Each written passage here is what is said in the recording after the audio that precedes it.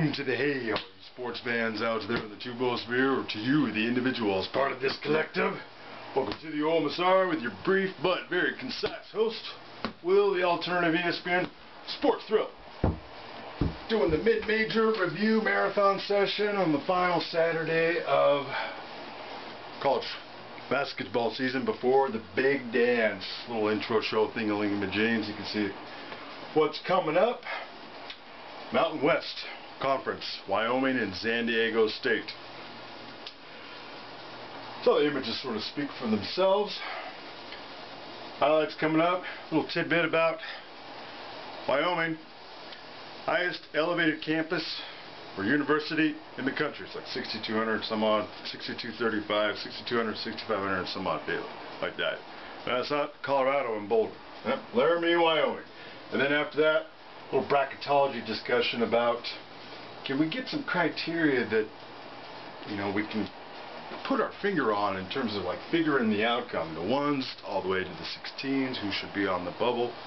Another example of Jay Billis and yours truly thinking a lot alike. You need a basketball pedigree to even be qualified to speak to this effect. It's a very complicated process. Yours truly haven't been watching the tournament for 30 years, playing the game for 31 since I was a wee lad, 10 years old. First picked up a basketball. Yeah. On a side note here, you see from Dwayne Darnett, Ultimate Sports Fan, and a few of the Pi Kappa Alpha House Sweethearts U Review Chapter Alpha Tau. Giving you props. You know, being that the OMSR's focus is the big two of college sports, college life, it's sort of been the running part of the running shtick, the format since day one. And many of my subs will tell you, you know, represent the Greek system with class and dignity.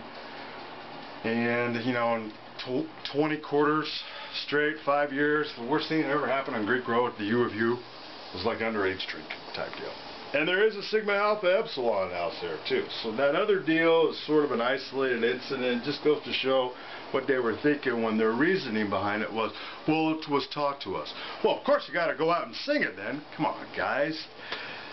D- on trying to deflect blame as to the reasoning why you did that. You know, just because you could doesn't mean you should, right? Alright, quickie sport rant of the segment, then we'll get to the highlights.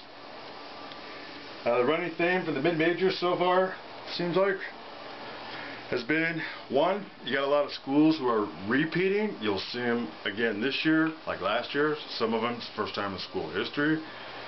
Two, you got some strong mid-majors. I predict more than one is going to make some noise, if they get any respect, seating-wise. And three, is Murray State going to get snubbed again by being denied an at-large because Belmont beat them again in their tournament? They didn't even get to the final this year, but they had the second longest winning streak. And 2 years ago was a total debacle. They're absolutely worthy of it again this year, but you got a couple big steals going on, including the Cowboys. Hey, being from the Northern Rockies, Northern Utah, not too far away from the state border there. Made many a trip to Evanston, Yellowstone, yada yada, Cody, Cheyenne, you name it. Congrats. What happened, San Diego State? Didn't keep up that recruiting trail. You know, they sort of dropped off. Remember when they were a 2 seed, number 8 in the country? Kawhi Leonard now with the Spurs? Right. Alright, that's what's coming up. Thanks for watching. Those silly DUIs while you're out there reminding you, sports and alcohol, they are joined at the hip. So pace yourself. Welcome to Las Vegas. There are 14 conference tournament championship games being decided today, but this one is very unique because if the Wyoming Cowboys go on to win, they would in effect, with that victory, knock someone off the bubble. So a lot of eyes, a lot of interest on this game today. That's a pretty good place to start with the Cowboys. Well, it starts to me with their all-conference performer and Larry Nash Jr. And this young man can beat you in a number of ways. Because of his athleticism, he can face you up. He can run the floor and finish. And his defense, because of that athleticism, can be disruptive. They're going to need all those talents to be on display if they want to get a W. All right, let's bring our attention to the Aztecs of San Diego State. Dan, this is familiar territory for them. Kevin, you're right. They've won 5 Mountain West championships in the past. And Dutchie, you mentioned length and athleticism and defense. Well, that's what they bring to the table. This is an outstanding defensive team. Clearly the best in the Mountain West, and you can see one of the best in the NCAA. Well, I talked to him this morning, and he said this Wyoming team stands alone as special because of 5 seniors, 4 in the starting lineup, that he recruited to rebuild this program. Remember, they were 10-21 just 4 years ago. He added, he's desperate for those seniors to go to an NCAA tournament to complete this process. They need a championship today to do that, guys. Kevin, thank you very much. Their Mountain West Conference record was 11-7. Here are some of the reasons why. Larry Nance Jr., you see there, a lot of seniors, 4 of them. Josh Adams, who makes this thing go, the engine of this offense, is the lone junior in the starting group. San Diego State, the Aztecs.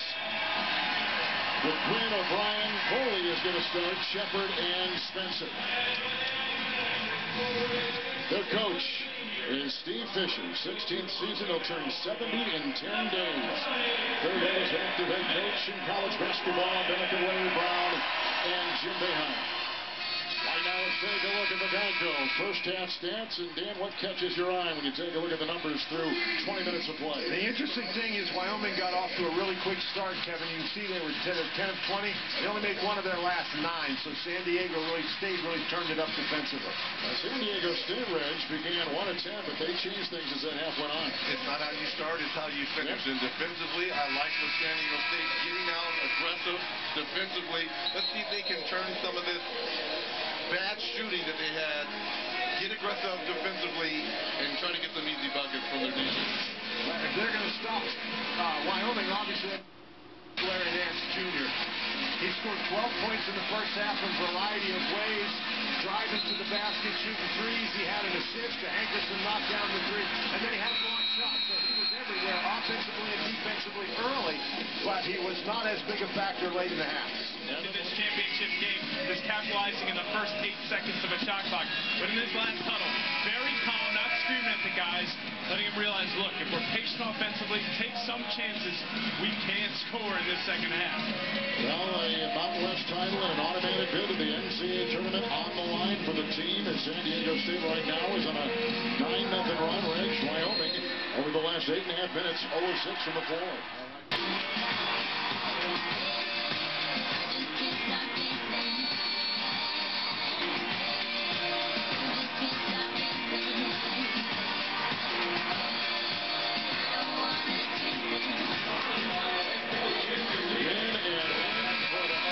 Of Wyoming. They were last in the NCAA Big Dance back in 2002. Wyoming is on an 8-2 run, and Dan, some of the numbers. Well, it's interesting. They need to cut down on the turnovers. You can see there that is a big number. It's created some problems for Wyoming, but they've hit their last couple of shots, and maybe that's what they need to break the ice. And Reggie, San Diego State is not having a good shooting second half. And Dan, to your point, I think the great equalizer in this game has been from beyond the arc. That 7 of 13 has allowed the Cowboys with that 1-point lead.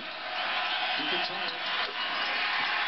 He's 3 of 3 from the line today. He's on his second time this afternoon. It's going to be interesting going down the stretch because obviously free throws are going to play a major factor. Wyoming on the season 71% as a team, and San Diego State 62%. Pope is left.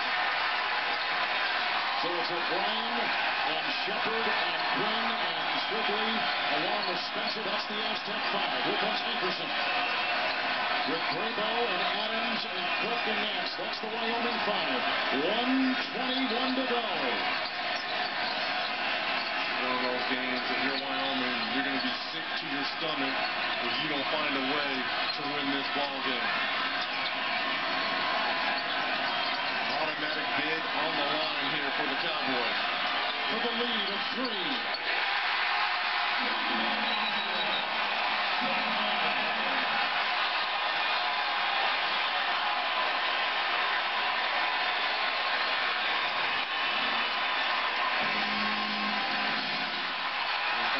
Guy in Jared Cook Jr. Only a 53% free throw shooter on the season. That was too big of a look by Akil Quinn. Here's the shot by Quinn in transition. This was for the lead for the Aztecs. Great rebound. We've been saying that about Cook Jr. here in this second half. The man rebounds, Dan. And Reggie, I don't think he really wanted to hang on to that ball, but he had to get his balance. coming down with that rebound, so he had to dribble it a couple of times. 53% from the free throw line. He's got 7 rebounds this afternoon. He had 10 against Utah State Thursday. Has made all 3 of his free throws today. And again, remember what's on the line here for the Cowboys. Win, and you're automatically in. For the first time in 13 years, if they win. And they're going to knock somebody off the bubble if they win. I'm looking at Hankerson Jr. He's just shaking his head. He can't believe it. He's in the moment right now. Huge free throws here by Derek Cook Jr. Half a second left. The one thing you do not want to do is throw the basketball on the San Diego State side of the ball. Throw it all the way to half court. Who cares if one of the Aztecs catch the basketball? Not enough time for them to get a look at the basket. Except you want to be careful. You don't want to throw it out of bounds without anybody touching it. Anderson will inbound. Open from him. Off to Adams. The Cowboys to the dance.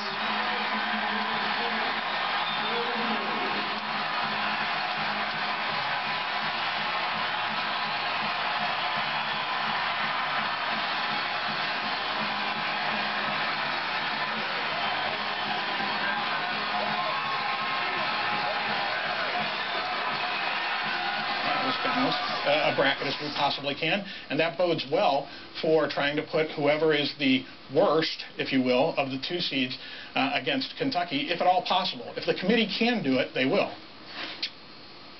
All right, Greg always gives us great insight. He'll be with us throughout the weekend and leading up to the unveiling of the bracket. I want to go back to the first thing that Greg talked about in terms of having more time to evaluate the 1 seeds and 2 seeds.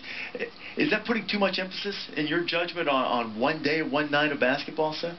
Well, I think when you get to this time of the year, you're basically splitting hairs. Not that I know much about splitting hairs. You have none. Exactly. But you've got to find reasons why you're going to slide a team up and slide a team down. So what do? You take all the information available, and all the information available includes the games that are played this weekend. So I think you've got to take that into consideration. But by now you have a feel for a team's body of work and just how good a team is. If you're talking about accomplishment, you have to accomplish something to get into this tournament, in my judgment. It's not just, I don't think it's just who would you rather avoid or who don't you want to play. That's an important consideration at the end of the line. But first, it's who did you prove you can beat really good teams, because that's all you're playing in the NCAA tournament unless you're one of the top few seeds. Why don't we just come up with set criteria that determines whether you belong in or you don't belong in? You know what I mean? Or this is what the set criteria is for a #1 seed. I feel like each year we're having different discussions because it's subjective between all the committee members. It changes. Well, I don't think the subjectivity is bad, actually. I think they have to have some wiggle room to be able to make their own judgments. The complaint I've always had, and I know committee members take this as a slight, and I don't mean it as that, is that when you're asking people to make basketball judgments, they ought to have a basketball background in order to be the best possible, to make the best possible decisions. I think the committee does a terrific job, but it could be a better job.